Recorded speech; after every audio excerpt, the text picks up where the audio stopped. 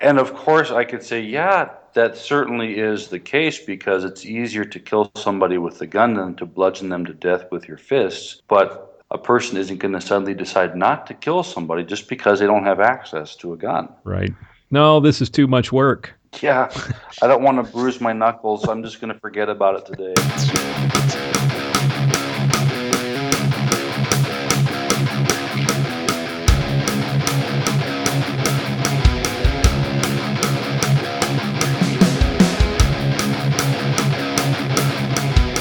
Bringing you law, gospel, and guns.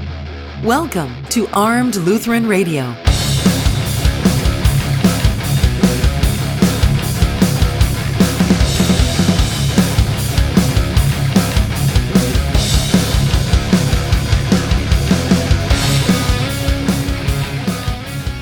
Welcome to Armed Lutheran Radio, a member of the Self-Defense Radio Network. I'm your host, Lloyd Bailey, the Armed Lutheran, and this is episode 61, brought to you by Cook's Holsters, American-made custom Kydex holsters with a lifetime warranty and a 100% satisfaction guarantee. CooksHolsters.com. Welcome to the show. Thank you for joining us today. Got a great show for you in store. All the gang is back with our regular scheduled programming. First things first, the Reformation Gun Club is up and running. Had to make a few adjustments. I want to thank Dave Hagenauer for being a bit of a guinea pig, helping me get some of the testing done on that. Basically, if you go to the website, you click on Reformation Gun Club at the top of the menu on the right. You'll see Reformation Gun Club. Click on it. That will take you to gunclub.armedlutheran.us, and that's where you can register and sign up. You can find out about all the benefits of membership and sign up for a membership today. There are 3 membership levels. The difference is how it gets billed. The 3 levels are Potluck Pistolero, which is basically a month-to-month. You pay $1.50 a month, and you get access to all the great content. If you want to pay for a year in advance, it's $15.17 per year. This being the 500th anniversary of the Reformation. $15.17. It comes out to about $1.26 a month. Or you can save 10% off that price and pay for 2 years in advance. That is the Law and Gospel Gunslinger. In either case, whatever you sign up for, you get access to all the great content. There's individual segments from all of our contributors. You get individual interviews. You get full-length interviews because oftentimes the interview segments and the Clinging to God and Gun segments run fairly long and they end up being edited for time. But I'm posting the full-length interviews on the site specifically for Gun Club members. There's going to be, coming in the near future, there will be member-only content, both audio and video. There's access to a closed Facebook group as well, so you can interact with the contributors on the show directly. And we've got some things planned for the future for our members. So sign up today. Go to the website, armedlutheran.us. Click on the link at the top of the page, Reformation Gun Club, or go to gunclub.armedlutheran.us and sign up today. I've decided, based on something that I keep seeing in the news, and I've been thinking about doing a segment, basically a catechetical segment that just goes through the 10 Commandments, and maybe each week or every couple of weeks, have a segment that applies one of the commandments to a particular news story or series of news stories. And I've got one for you today. We're going to look at the Eighth Commandment. And the Eighth Commandment is, you shall not bear false witness against your neighbor. And what does this mean? We should fear and love God so that we may not deceitfully belie, betray, slander, or defame our neighbor, but defend him and speak well of him and put the best construction on everything. So how does this relate to the news? Well, I don't know about you, but I'm getting tired of some of the stories that I continue to see in the news related to a particular bill that President Trump signed a couple of weeks back, and I was thinking about commenting on this a couple of weeks ago, couldn't get all my thoughts together in time for the show. If you've been paying attention, a couple of weeks ago, President Trump signed a bill that rolls back a Social Security Administration regulation from the Obama regime, and basically that was a terrible assault on due process. But if you hear people on the left tell it, you'd think that the seriously mentally ill can now go out and buy guns. I expect those kinds of lies from people like Gabby Giffords or from Shannon Watts. But to hear it and read it repeated by news outlets and by editorial boards and by everyday citizens who are just writing to the letters to the editor, it's frustrating. It's mind-numbing. It doesn't take more than 5 minutes to do a little Googling and to figure out why the GOP was keen to repeal this legislation. People receiving Social Security disability benefits who chose to allow other people to manage their finances were put on the restricted list, on the NICS prohibited list, and they were treated as though they're mentally deficient. So let's say grandpa is on disability, right?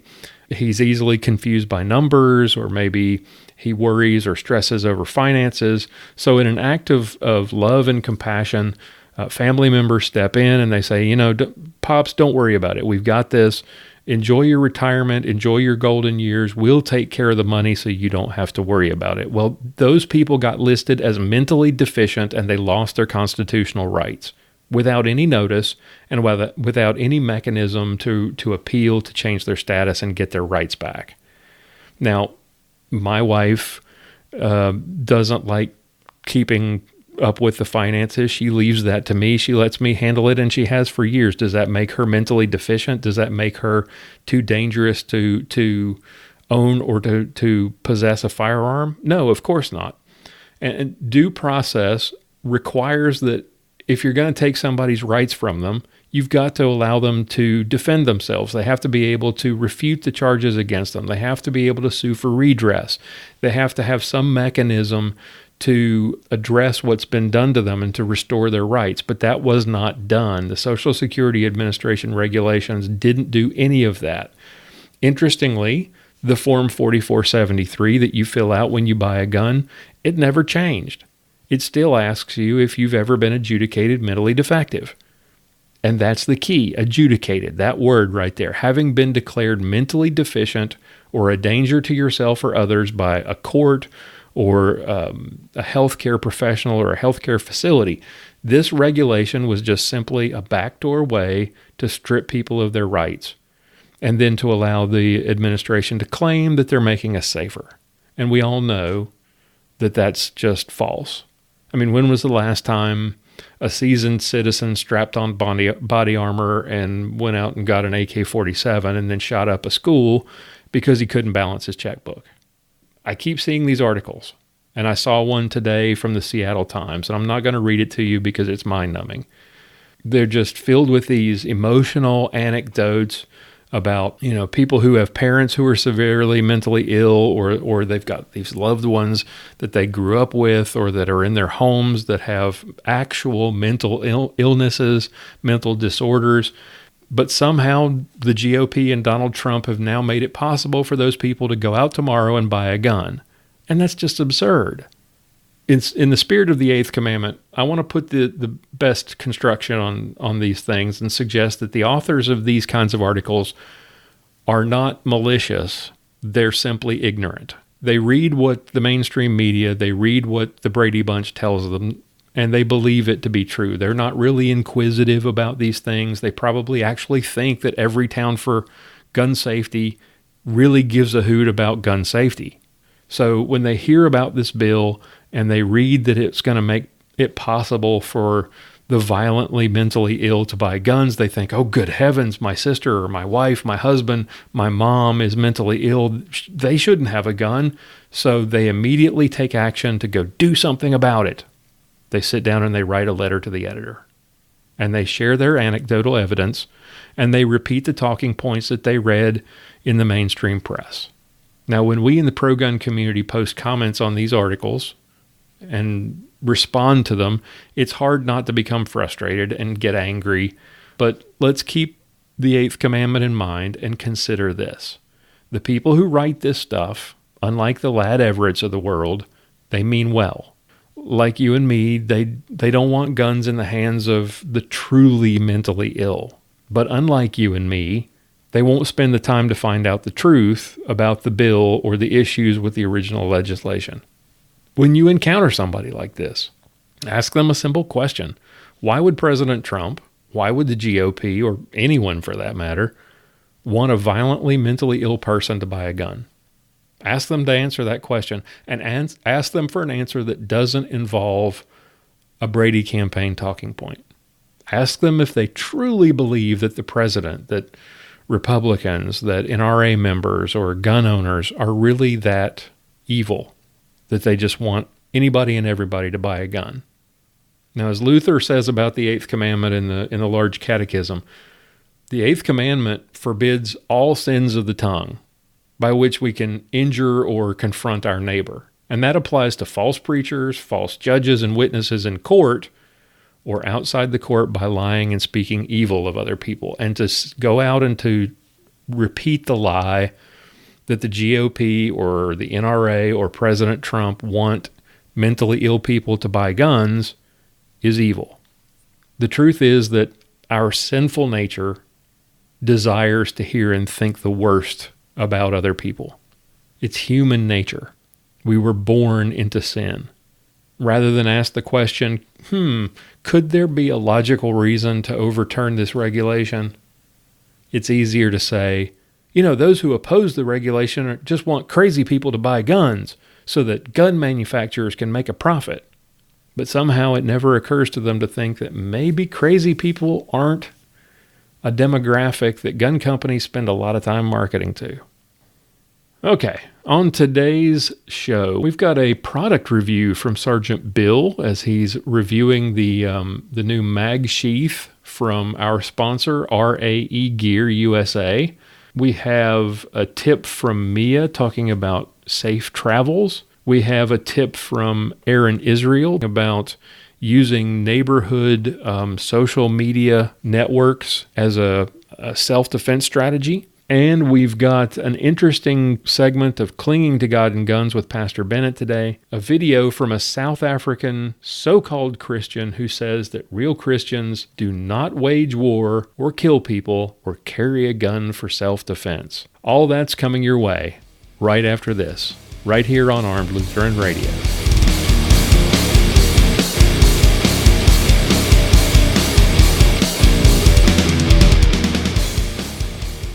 Well-regulated militia being necessary to the security of a free state, the right of the people to keep and bear arms shall not be infringed. With those words, our founding fathers changed the world. They launched an experiment in freedom, where common lawful citizens are free to speak and gather and worship as they choose. But first among those freedoms is the one freedom that makes the rest possible. For 130 years, we've worked to preserve freedom first. I'm Wayne LaPierre of the National Rifle Association. As many of you know, Sergeant Bill and I are competitive shooters. We're also reloaders. Bill helped me to get started last year, but I've still got a lot to learn. One thing I do know, though, you need a good source for supplies and components. So let me tell you about U.S. Reloading Supply. Yeah, there are bigger suppliers out there, but what sets U.S. Reloading Supply apart from the rest is their dedication to customer satisfaction. Check them out at usreloadingsupply.com. They carry the top name brands like Starline, Rainier, Barry's, Remington, Spear, and Hornaday. If you've got a special order like primers and powder that you don't see on their website, give them a call for a quote. I did and got a great price. Excellent customer service, fast delivery, prices that include shipping, and a promise to match or beat any retailer's price, including shipping. Call them today, 941-451-7357, or visit them today at usreloadingsupply.com and use the promo code Lutheran2017 to save 10% off your order. usreloadingsupply.com.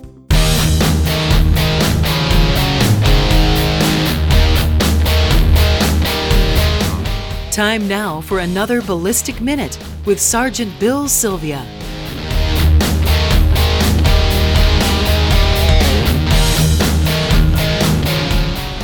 I'm Sergeant Bill, and this is your Ballistic Minute.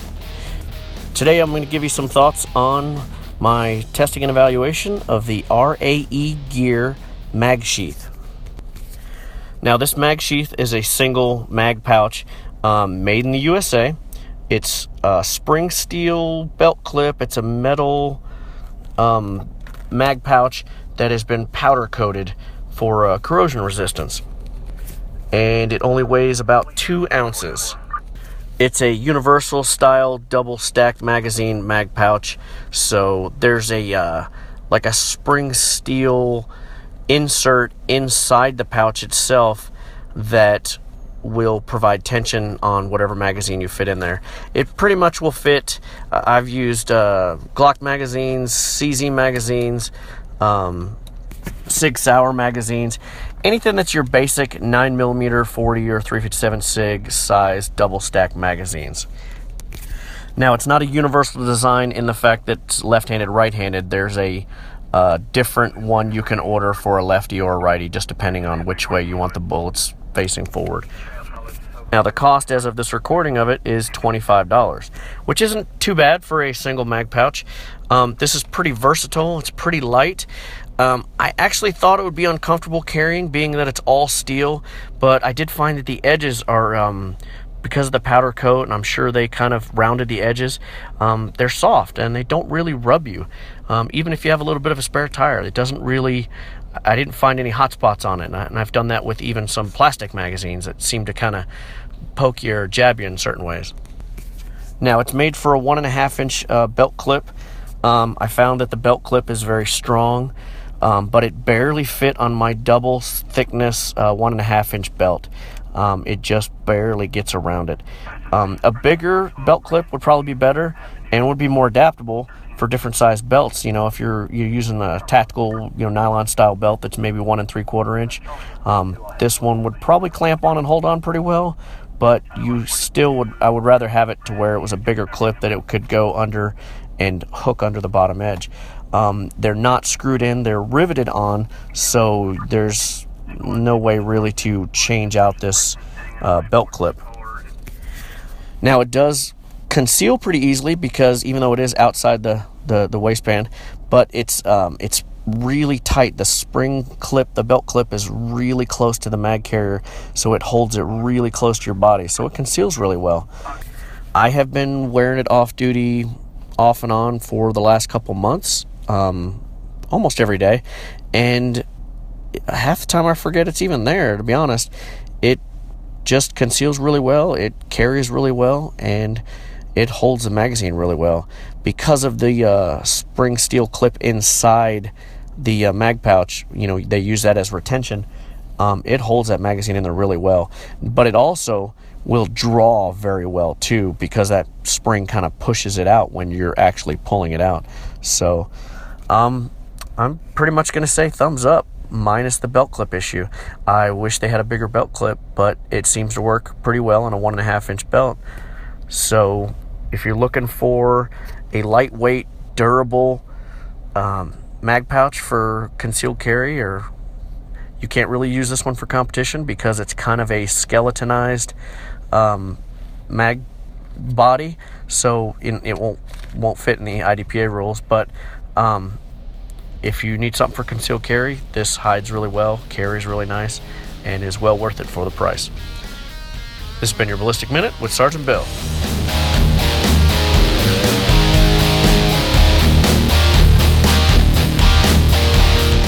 Sergeant Bill Silvia is a 15-year veteran of the Dallas Police Department and master-class competitive shooter. You can watch Sergeant Bill's shooting videos at armedlutheran.us/Sergeant Bill.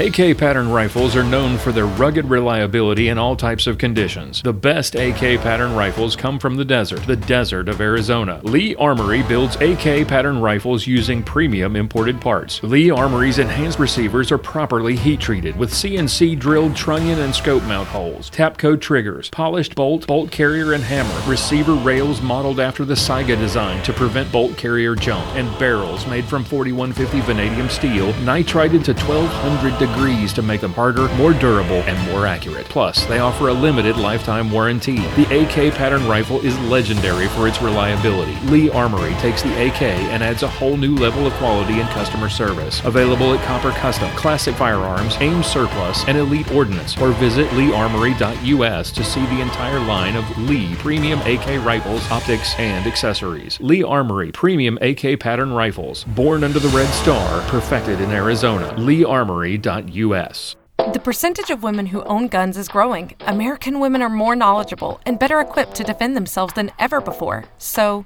why is it that every time I go to a gun shop, I feel like they're talking down to me? Like, hey little lady, let me show you what you need. It's like all they want to do is sell me a pink gun. If you're tired of feeling that too, visit Guns for Gals, a specialty firearms boutique designed to empower women with information about firearm safety and to equip them with the means to protect themselves. The owners go out of their way to find products specifically for women, and they actually listen and ask questions to help you find the right products to meet your needs. If they wouldn't own it themselves, they won't sell it. Guns for Gals is located at 2035 Central Circle, Suite 108 in McKinney, Texas. Open Monday 1 to 6 and Tuesday through Thursday 11 to 7.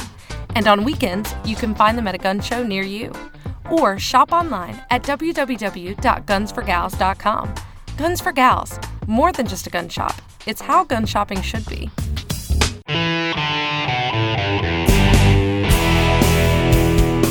Up next, it's Mia's Motivations with Mia Anstine. Hey everybody, here I am on the road again, and I am sitting in this noisy airport, and today I'm headed down to Florida. I'm going to be joining Remington Country Television Show for a hog hunt in Florida. But before we talk about that, I want to talk to you about safety while you're traveling. As you know, I travel a lot, and according to Denver's Channel 7 News, the crime at DIA at Denver International Airport is up way more compared to last year. This includes car burglaries, larcenies, and assaults. And in their report, the Denver Police Commander Tony Lopez said that they are one of the safest airports in the country. So what does that mean? That means that there's a lot of danger to traveling. They stated that car burglaries are up 108% from that time in 2015. That means if you have to use overnight parking, you should absolutely not leave anything of value in your vehicle. They also said assaults, which primarily make up the other crimes against persons category, they showed that there's a 54% increase in the year-to-date numbers, and that was 13 in 2015 and 20 in 2016. So that is a huge increase, and that means you need to pay attention when you're traveling. But there are other concerns that you need to be aware of when you're traveling. And one that many of you might be aware of due to the new credit cards that your bank has been sending you is electronic pickpocketing. When you're sitting in the airport and some random person comes and sits or stands beside you, when there's plenty of other seats or open space around, you can bet that they are probably using a radio frequency identification device to try to electronically steal your information. Although you may have found it a bit annoying to update your bank and get a new credit card and learn how to put the chip reader in, the bank really is helping to stop these crimes with the new EMV chips that are on those credit cards. Another way to prevent this scanning is with RFID blocking wallets. And some say that these are a waste of time due to the new chips on the credit cards. But if you don't have a new passport that has RFID blocking devices on it, then thieves can also steal your information from that. Put your passport in an RFID blocking wallet or purse. Another concern is that of actual pickpocketing. There is a lot of hustle and bustle in an airport, and many times people are crammed into congested areas, and this is an ideal time for thieves to reach into or even take your bags. The next time you are at an airport, take a gander around and look at how many people are not keeping an eye on their personal items. You're tired, you're exhausted, you're closing your eyes to take a break. Are your bags in your hand? Are they under your arms? Are they someplace where you would notice if somebody stuck their hand in there? Don't be a victim. Carry your backpacks in the front of your person. If you have them on your back and you're in line, it's an easy place for somebody to sneak and grab something out of there. Also, make sure that your purses and your suitcases are zipped up and tightly closed. It's easy to slip a hand in there, so you've got to make sure that you're aware of where your bags are and who might be able to get in them. And you may think that TSA is your friend because, after all, they are security, right? Jay Brainerd, a TSA security director in Kansas, explained that news came out regarding TSA employees were stealing passengers' expensive carry-on items from their bags. So since then, he says that the TSA's Office of Inspection has been sending investigators out to randomly check and try to capture these thieves. But how do you know that your items aren't going to be stolen? Pay close attention, because once you get past security and get onto your gate, it's probably too late to run back and find your items. The best way to prevent this loss is to use carry-on bags that can have locks attached to them and prevent them from being opened. If you're like me, you'll also never want to check your jewelry, your cameras, or your valuable Swarovski optics.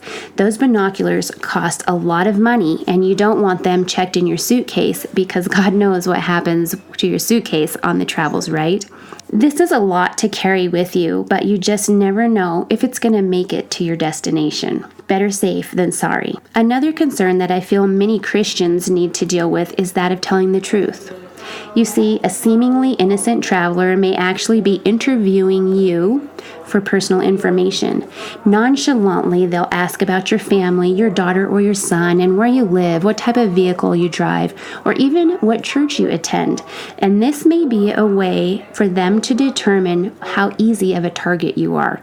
Although we're commanded not to give false testimony, it's important to protect ourselves and our families, and sometimes that means not telling the truth, or simply don't answer their questions. It's as easy as that. You don't owe them anything, and you don't want your family to be a victim of an unlikely predator.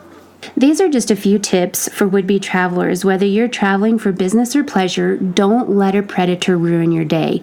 Be aware, be conscious, and always be safe. Next week, I'll be back, and I will tell you more about the firearms that we'll be shooting during the Florida hog hunt with Remington Country Television. Until then, have a great week and always be safe.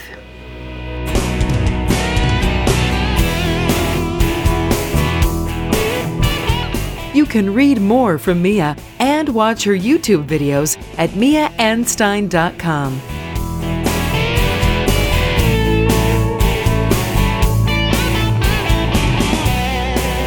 So how many of you have been in this situation? You hear about a gun or you read about it, you decide you want to check it out. You go and you try it out at a gun show or at your local gun store, and you decide to buy. Maybe it feels really good in your hand, the price is right, the size is perfect, but then you take it to the range and the trigger is awful. Now you've got that gun that you've invested your time and your money in, but you don't like to shoot it. So you either trade it, maybe you try to sell it and hope that you can make some of your money back, or you grin and bear it. Well, what if I told you that you can get the performance that you wanted out of the gun that you already have? Galloway Precision makes trigger conversion kits for a wide range of guns to produce smoother, lighter, better functioning triggers. Galloway Precision is your carry pistol specialist. Check out their complete collection of performance parts at gallowayprecision.com and use the promo code Lutheran 2017 to save 10% off your order. Make the gun that you choose to carry better with precision parts from gallowayprecision.com. If you carry a multi-tool or pistol magazine every day, check out RAE Gear high-quality tactical sheaths. Designed with the needs of law enforcement, military, first responders, and concealed carriers in mind, RAE gear sheaths are made from powder-coated stainless steel, making them strong, corrosion-resistant, and lightweight. They feature a spring steel belt clip for easy deployment and removal. Your tool or magazine can be easily accessed with just one finger, and yet the integrated retention keeps your tool or magazine secure even when turned upside down. RAE Gear's tool sheaths are designed to work with a variety of Leatherman brand multi-tools, and their new line of quick deployment mag sheaths offer the same tough construction and corrosion resistance for carrying most double-stacked 9mm, 40 caliber, and 357 SIG magazines.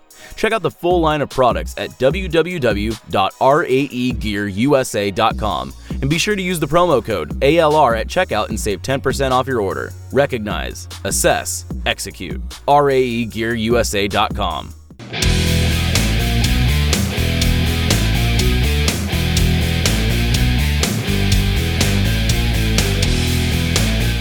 It's time for this week's self-defense tip from Aaron Israel of Fundamental Defense.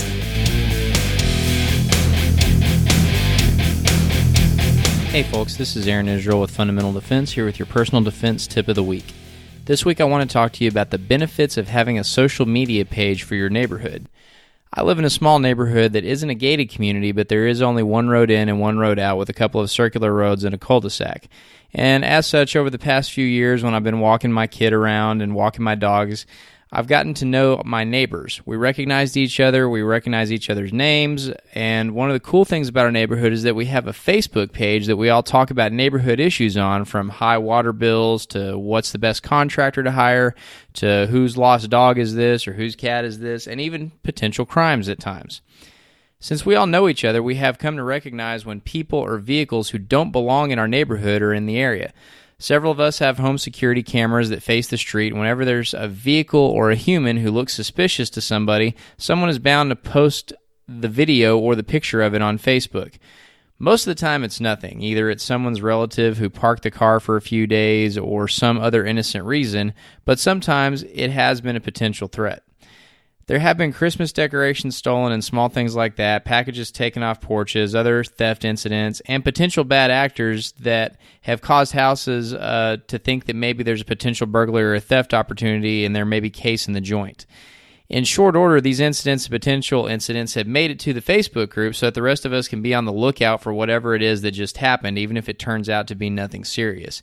If something suspicious is seen, me personally, I'd rather it be posted on the Facebook group and someone get offended that I thought their brother's truck was looking shady than to find out that it was someone who's driving around planning to commit a crime, and if someone would have just posted it, then we could have called the police or whatever else we need to do. The page has also provided local police, when theft has occurred, the evidence that they need when these crimes happen, so that there's an added benefit in aiding investigators when something actually does happen. So I encourage you, if you haven't already, to get on your neighborhood's social media, or if you don't have one, think about setting one up.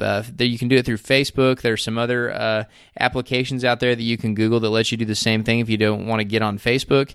In 2017, it just makes Neighborhood Watch a lot easier when you can utilize social media to give everybody a heads up about what potential threats may be in your area, and just to communicate with your neighbors in general, which is always a good thing. Not only that, it's a great way to find your lost dog or figure out who's violating the HOA agreement, so you can have that whole gossip element to it as well. But seriously though, leverage social media to enhance your personal defense in 2017. If you're not doing it, then you're probably wrong. You're missing out on some potential good information that could end up making a difference as it relates to your safety and that of your family. That's your personal defense tip for the week, and thanks for tuning in. Aaron Israel is a Personal Defense Network contributor and owner of Fundamental Defense. You can find out more and sign up for any of Aaron's classes at fundamentaldefense.com.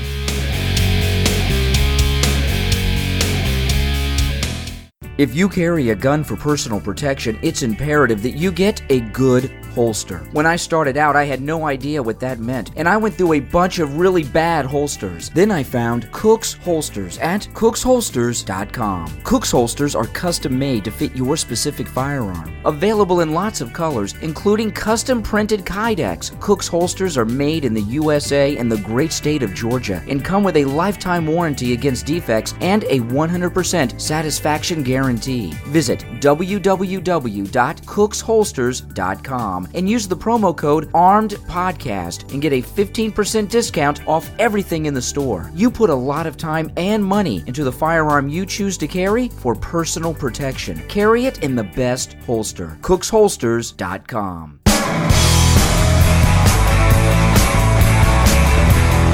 Up next, we're clinging to God and guns with Pastor John Bennett. Welcome back to Armed Lutheran Radio. Time now for another edition of Clinging to God and Guns, where we take scriptural arguments for gun control and we debunk them. We're joined as usual by our good friend Pastor John Bennett from St. John's Lutheran Church in Willow Creek, Minnesota. Pastor, welcome back. Thank you, Lloyd. It's always a pleasure. Well, today we're taking on a YouTube video from a guy who's got a ton of videos. Did you ever figure out this guy's name? Jan Boshoff. Final Call 07 is the YouTube channel. He's got like 3.5 million views on his various videos, and this one has something like 12 or 16,000 views. I'm really not sure what to make of this guy's theology. If you look at the other videos, clearly he's got issues with organized religion. Yes, very much so. He clearly thinks a lot of himself and his opinions, and he doesn't mince words. There are a number of videos that make the same point that this guy is trying to make in this video, but we decided to fisk this one because of his awesome accent. So here we go. The first clip, he gets right to the point. A true follower of Jesus Christ does not take up the weapon to defend himself or to kill somebody else. He does not go to war. So we've talked about pacifism in past episodes, but this is sort of the extreme version. This is the you don't even go to war version. Yeah, 190 proof pacifism right there. Yeah, and I know that I've mentioned this before, but it's sometimes good to revisit these facts that what would have happened if all Christians, clung to his interpretation of Scripture? The entire world would have by now become Muslim. Right. Because the advance of Islam was stopped as they were beginning to invade France. They came up into Spain from North Africa, and they were stopped in France. Yeah, if it hadn't been for Charles Martel and the French in the 8th century, Islam would have conquered all of Europe, and from there Christianity would by and large have been wiped out. The vast spread of Islam was due large in part to conversion by the sword. If you don't convert, we kill you, was basic approach of Islam as it spread. So I have to disagree with our friend Jan here, but he's wrong on that. Well, and he's also condemned every soldier who's ever fought to like you said, to hold back the hordes of Islam, but also every Christian who crossed the Atlantic to fight the Nazis, who crossed the Pacific to fight Imperial Japan. They're not true Christians, true followers of Christ, as he says, because they took up arms to fight against evil. Right. And again, as St. James says, he who knows what is, and I'm paraphrasing here, but the context is, the one who knows what is the right thing to do, but refuses or fails to do it, to him it is then sin. So to flip this entirely on its head, the Christian who refuses to rise up against evil when he has an opportunity and an obligation to do so, it becomes sin.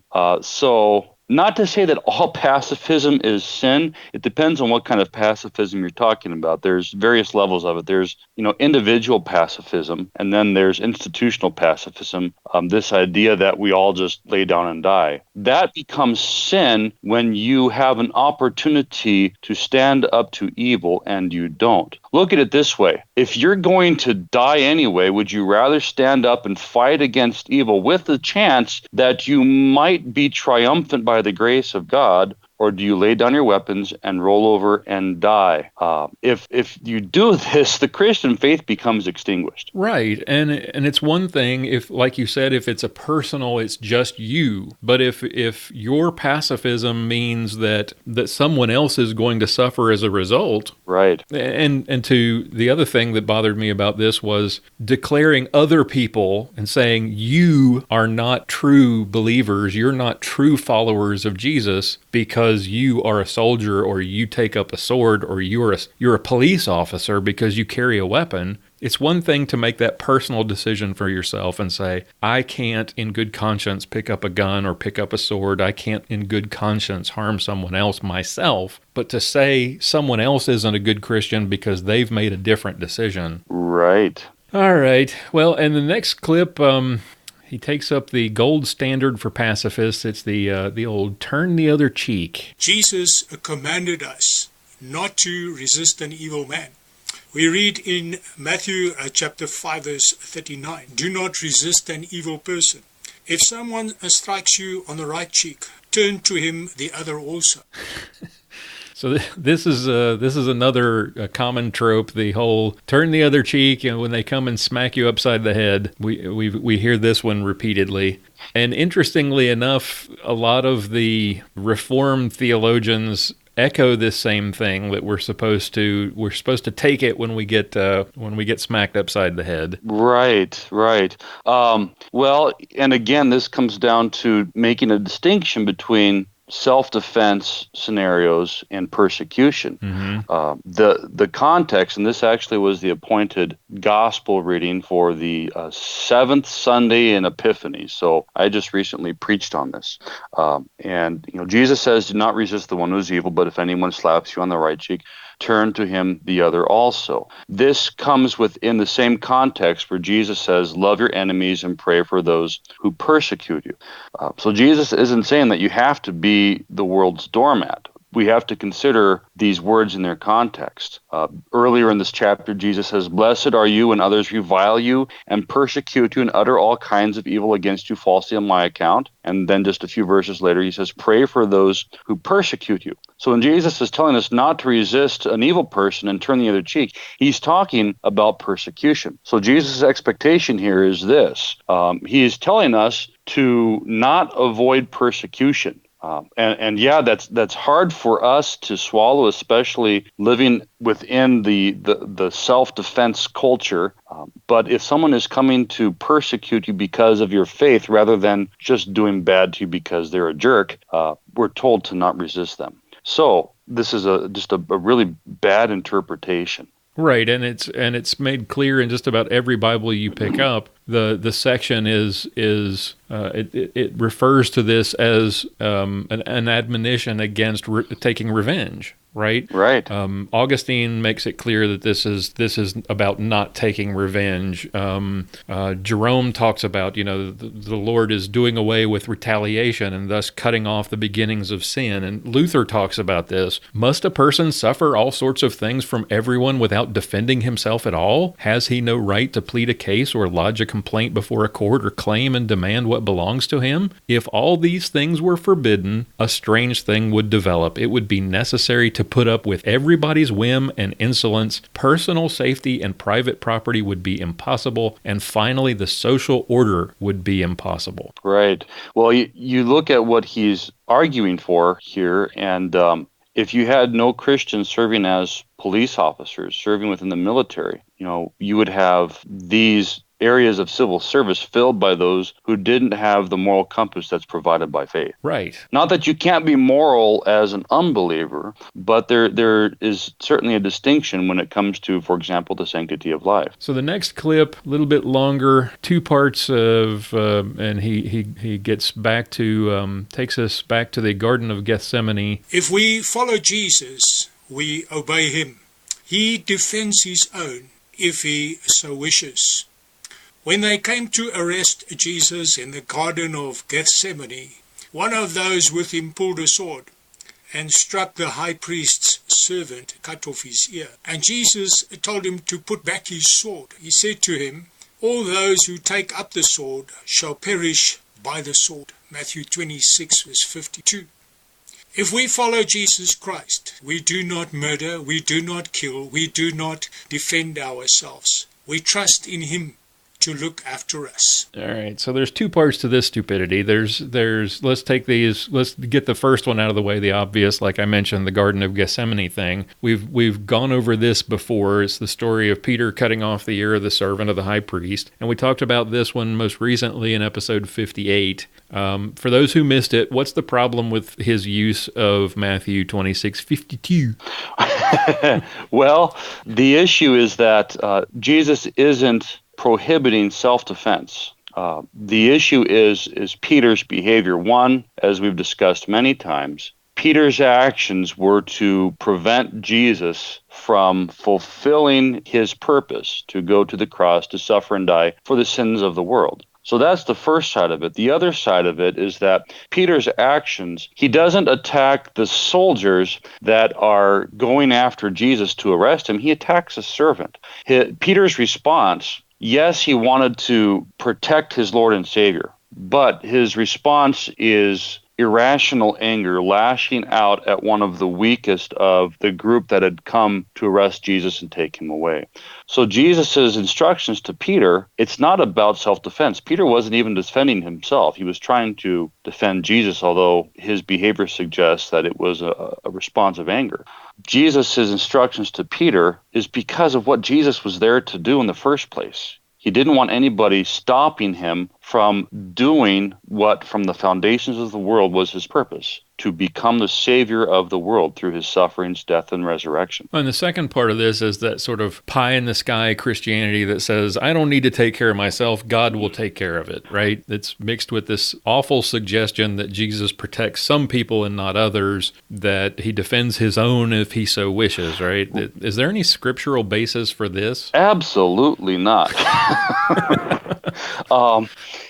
If, for example, we can take a look at the lives of the apostles, that if his interpretation is correct, Jesus was a real jerk because he let all of his apostles, except for John, suffer and die a martyr's death. Indeed, Jesus protected them through the Holy Spirit who was with them as they proclaimed the gospel throughout the then known world. But Jesus didn't preserve their lives because ultimately the goal wasn't a earthly life and to die of old age. The goal was to attain eternal salvation. So that on its face is just really troublesome. But yeah, it's what happens with this kind of interpretation. This is what's often referred to as the theology of glory. That if your faith is just strong enough, you will want for absolutely nothing. Well, then what happens to the person who is suffering? What happens to the person who is terribly assaulted, or the person who loses a loved one because of violence? Jesus didn't protect them because my faith wasn't strong enough. This kind of teaching only leads to despair. It only works for the guys like Joel Osteen, who's filling his pockets with millions every year because people want to listen to his worthless tripe. But it doesn't work for the ordinary Christian who's suffering. Right. That when it comes to suffering in this life, we see it as that's a consequence of sin. We understand it as this is, even though we don't understand it, this suffering is God's will for my life at this moment. Perhaps he's trying to teach me to trust in him more. But if we take Jan's interpretation, I am suffering because I just did not have enough faith.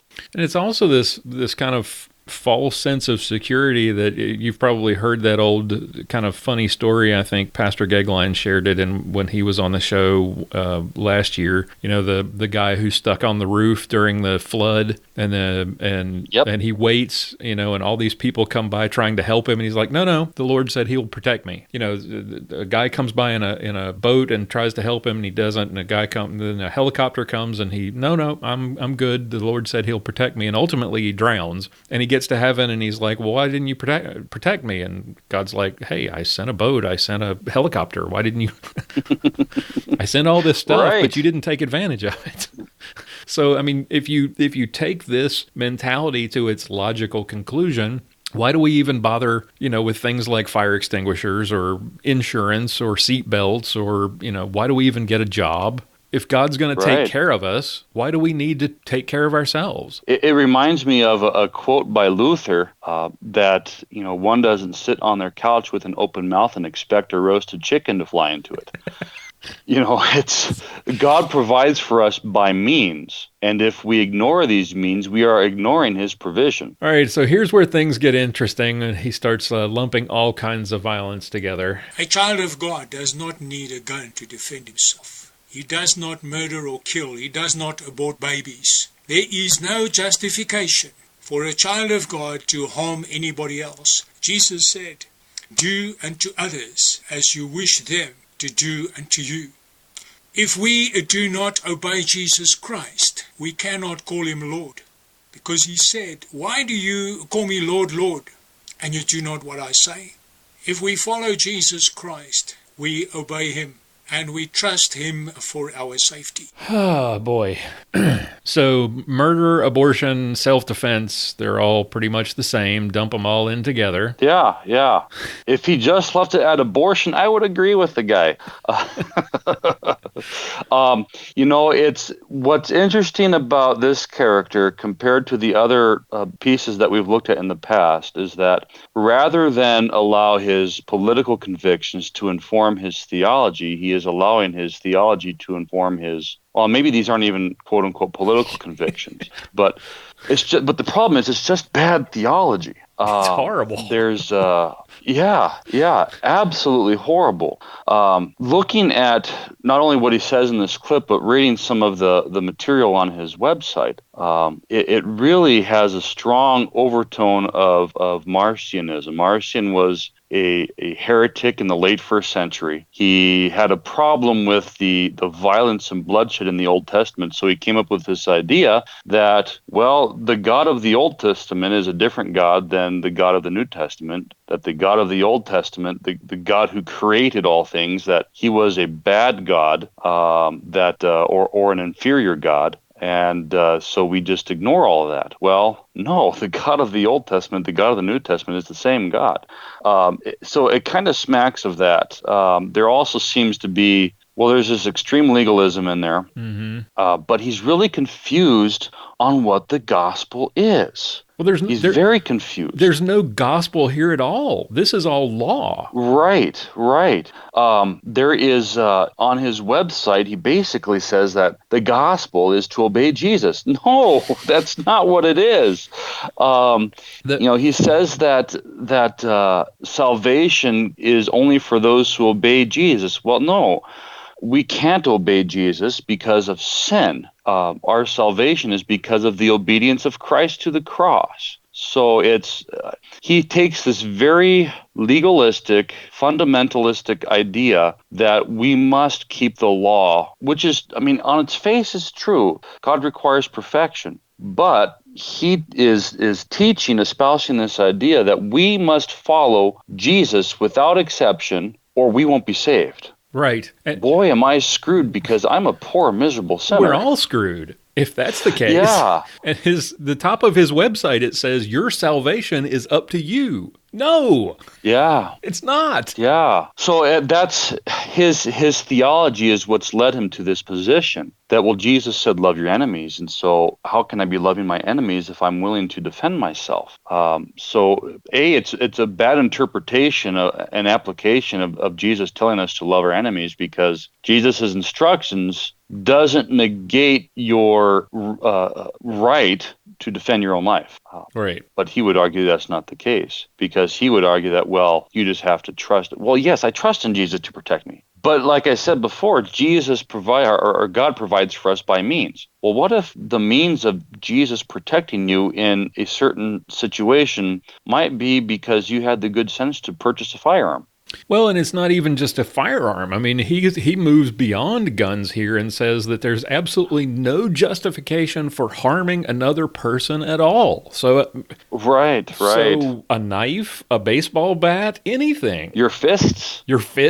So what do unto others as you would have them do unto you? Well, that's all well and good, but what if those others, if the others want to do some harm to your family? Right. Then what do you do? If your home invader's kicking your door and they want to murder you, or a carjacker or a murderer decides that they want to kill you, and you just say, okay, fine, rather than hurt them, I'm going to let them. I'll just say, here, take whatever you want. Just, here, I'll give in, I'll submit. That's one thing. But what if the mugger says, I don't want your wallet? Right. I don't want you. I want your daughter. I want your wife. I want your son. What do you do then?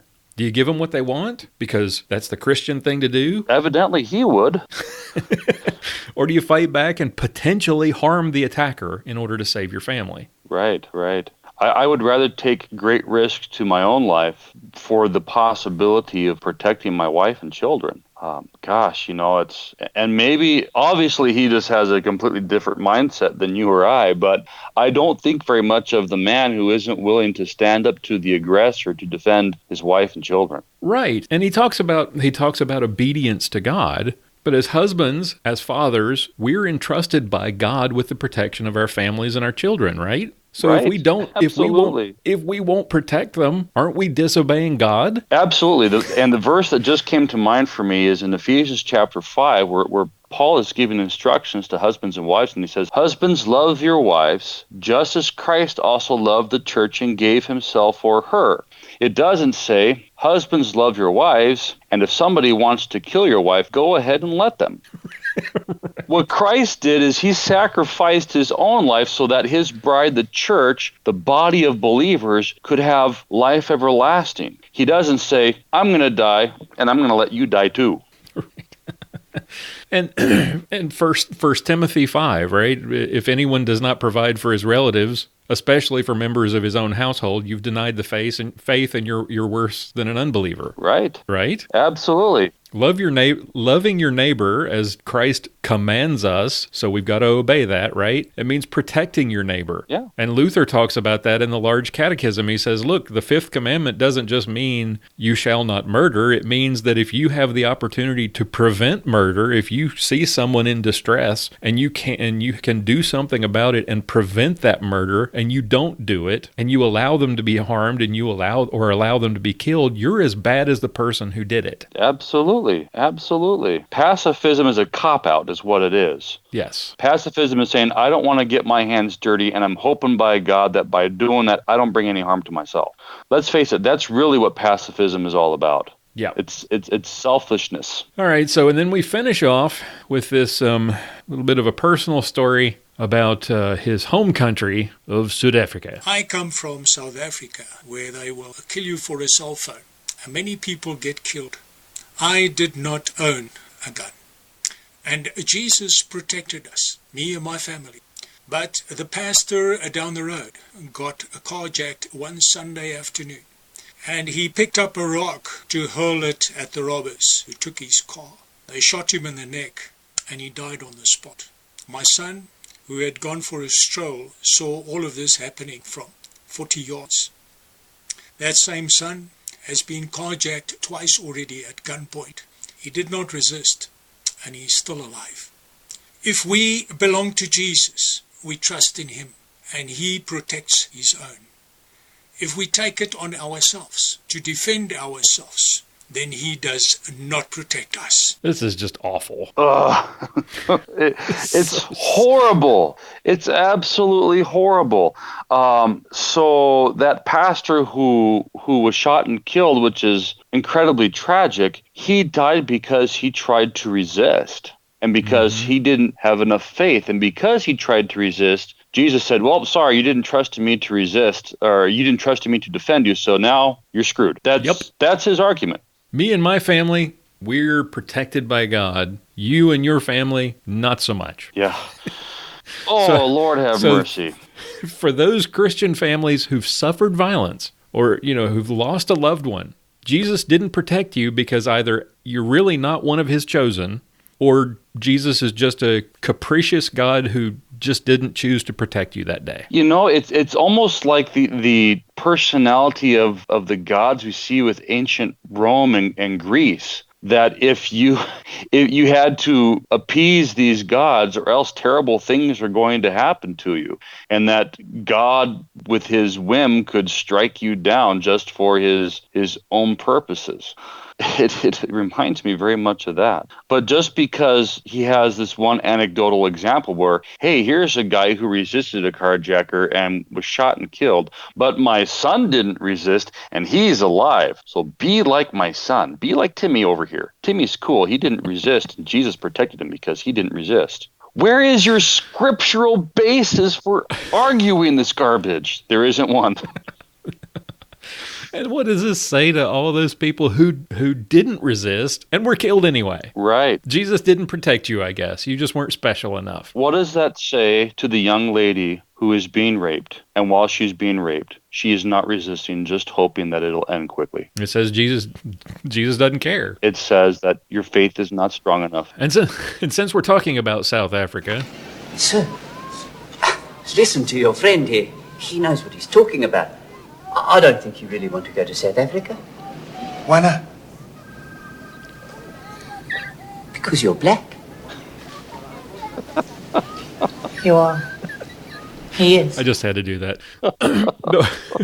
But what really made the accent made me think of that, but it also made me think about the book Shooting Back by Charles van Wyck. He was sitting in church, in the back of the church, and he had a 5-shot Rossi 38 Special revolver in his pocket. And some of Mandela's thugs decided to come in and shoot the place up, not because they were Christians, but because they were white. Yes. And they wanted to make sure that the whites were scared. They wanted the white people to know that they weren't safe anywhere. So they went to their church because they knew they wouldn't be armed, or figured they wouldn't be armed. And there were over 1,000 people in that church. And they started shooting, and they threw grenades, and Charles van Wyck shot back. And because he fired 2 shots at them, they freaked out and ran. And he saved hundreds of lives that day. But I guess he's not a good Christian. He should have let all those people die. I get so irritated when I see Christians post anything on Facebook speaking highly of Nelson Mandela. The guy was a terrorist thug. There's no evidence that he himself lit the fuse, but he was the mastermind behind multiple bombings that targeted people purely because they were white.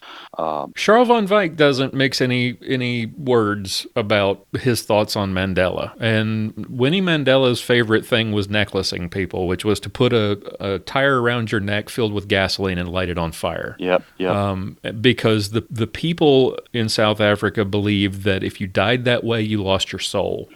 Just absolutely vile. Not that an apartheid government is a good thing, but when your response to apartheid is to target innocent civilians because of the color of your skin, that just makes you a racist terrorist. Yes. I'm sorry, you're not a freedom fighter. Right. And No. In today's time, you are a Nobel Peace Prize winner. That's right. Where's the gospel in this kind of belief, in preaching this kind of stuff, and sitting in your basement and making videos and telling people this kind of stuff? Beats the heck out of me. There is no gospel in any of this. He rails against the church. He says churches are ministries motivated by greed. Without money, they would not exist. If their preachers do not get paid, they will not preach. They will only preach the doctrines of their church. Yet on his website, he has a little, contribute tab, but it says, we do not ask for donations. But if you want to help us build the kingdom of our master, you can use this link. How convenient. How convenient. But he's talking about, leading people to Jesus, and that's what we should be doing.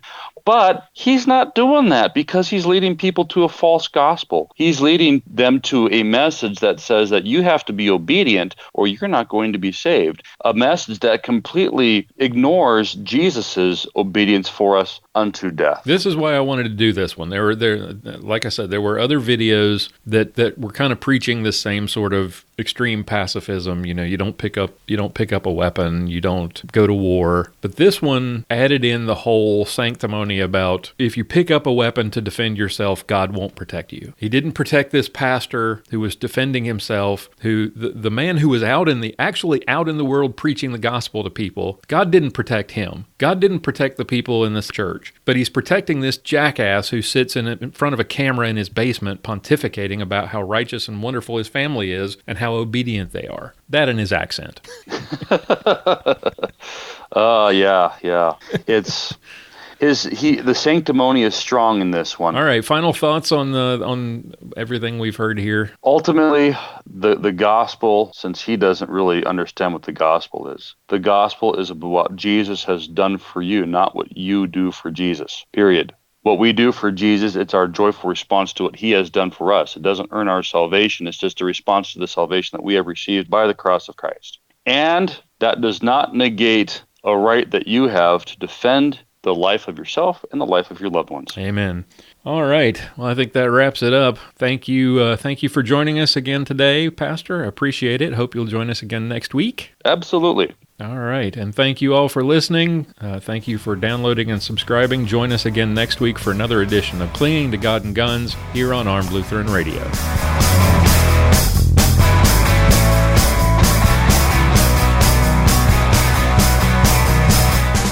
John Bennett is the pastor at St. John's Lutheran Church in Willow Creek, Minnesota. For more information, visit stjohnswillowcreek.org. And that's going to wrap it up for another week of Armed Lutheran Radio. Thank you for joining us today. Thank you to all of our great sponsors. I'll encourage you, please go out and support our sponsors and let them know that you appreciate their support for the show. Thank you to my contributors, Mia Anstine, Aaron Israel, Pastor John Bennett, and Sergeant Bill Silvia for their work on this week's show. And thank you for downloading, subscribing, listening. Thank you for your feedback, and thank you for your support. Be sure to check out the Reformation Gun Club, gunclub.armedlutheran.us. Sign up today for all the great new member content. And be sure to join us again next week for episode 62. Until then, keep shooting, keep praying. We'll talk to you next time.